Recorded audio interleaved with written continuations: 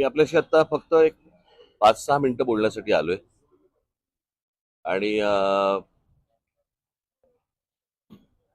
मला आज मला पत्रकारांचे मला फोन आले आणि त्याच्यावर त्यांनी मी याच्यावरती प्रतिक्रिया द्यावी म्हणून मला सांगण्यात आलं. त्याच्यामुळे मी एक 5 मिनिटं आपल्याशी हा विषय बोलणार आहे आणि संपणार आहे. खरं तर आता मला प्रेस घेणं किंवा आता काही बोलणं, कारण माझ्या मुलाखती झालेल्या आहेत,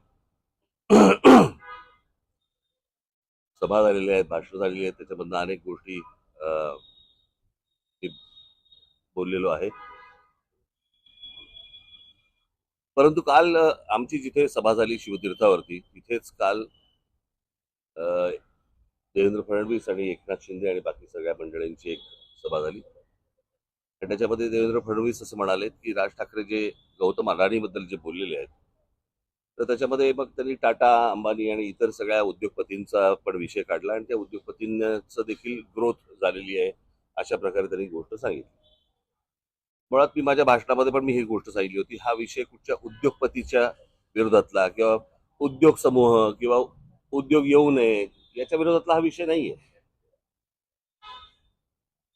विषय आहे की उद्या अंबानी असतील, टाटा असतील, इतर उद्योग समूह असतील, बिर्ला असतील, कोणी हिंदुजा असतील, अजून कोणी लोक असतील, त्यांना इथपर्यंत पोहोचायला साधारणपणे 50, 60, 100 वर्ष लागलेली आहेत. पण ह्यांच्याही पलीकडे एक माणूस जातो आणि तो 10 वर्षातच फक्त मोठा होतो. माझा विषय तिकडे आहे.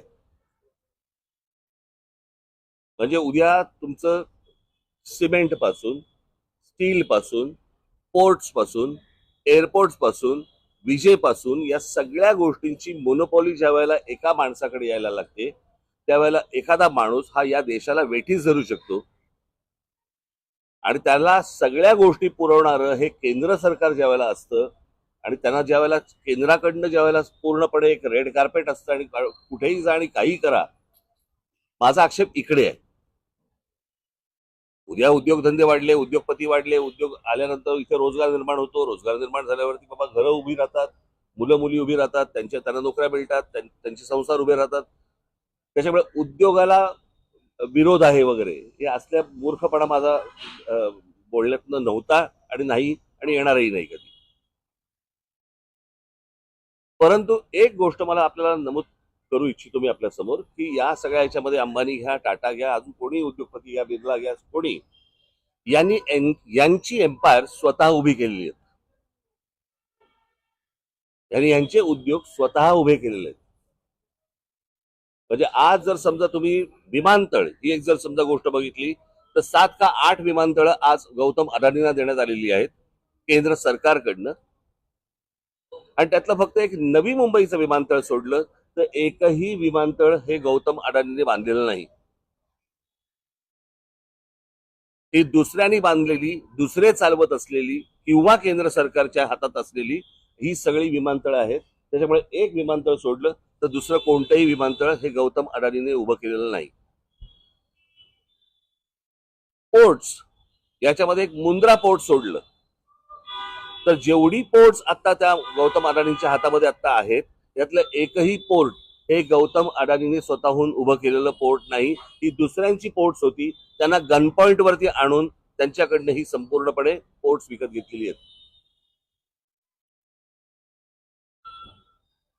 ज्या व्यवसायामध्ये गौतम अडाणी कधीही नव्हते, तो सिमेंटचा व्यवसाय ज्याच्यामध्ये ते कधीही नव्हते, याच्यामध्ये ते अल्ट्राटेक आणि अंबुजा आणि इतर ज्या काही कंपन्या आहेत या विकत घेऊन हा माणूस आज या क्षणाला 2 नंबरला सिमेंटच्या व्यवसायामध्ये गेलेला आहे.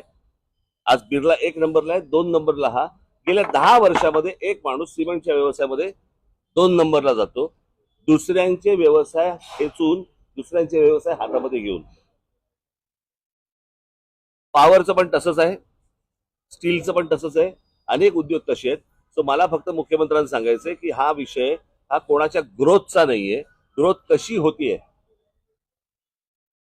स्वतः उद्योगपतीची वाढ कशी होतीये, तर ती वाढ मला असं वाटतं समजून घेणं हे गरजेचं आहे. देशातल्या प्रत्येक नागरिकाने समजून घेणं गरजेचं आहे. उद्या हा एकच माणूस या देशाला वेठीस धरू शकतो याचं उत्तम उदाहरण जर समजा आता आपल्याला बघायचं असेल तर जे या देशामध्ये आता इंडिगोने केलं, संपूर्ण सगळा देश अख्खा स्टँड स्टीलवरती आणला आणि सगळी विमानतळ ज्या वेळेला आज बंद झाली, 65% आज हवाई वाहतूक ही एकट्या इंडिगोकडे देण्यात आली आणि त्याच्यातनं एका एअरलाईनने व्यवसाय बंद केल्यानंतर किंवा ठप्प केल्यानंतर देशाचे काय हाल होतात हे आपण पाहिले. मला असं वाटतं हा धोका सर्वाधिक आहे आणि तो धोका मला असं वाटतं मुख्यमंत्र्यांनी समजून घेणं गरजेचं आहे किंवा त्यांना समजणं गरजेचं आहे किंवा अर्थात समजला असेल पण ते आता सांगतील तरी कोणाला. तर ही गोष्ट प्रामुख्याने मला असं वाटतं की लोकांसमोर जाणं गरजेचं होतं.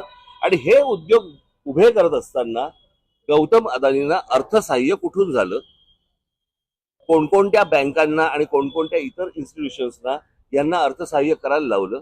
उद्या जर अशा प्रकारचं जर उद्या गोष्टी कोलॅप्स झाल्या तर नोकऱ्यापायी नोकऱ्या जातील, देश बर्बाद होईल आणि हा एक दिवस देश ठप्प होईल.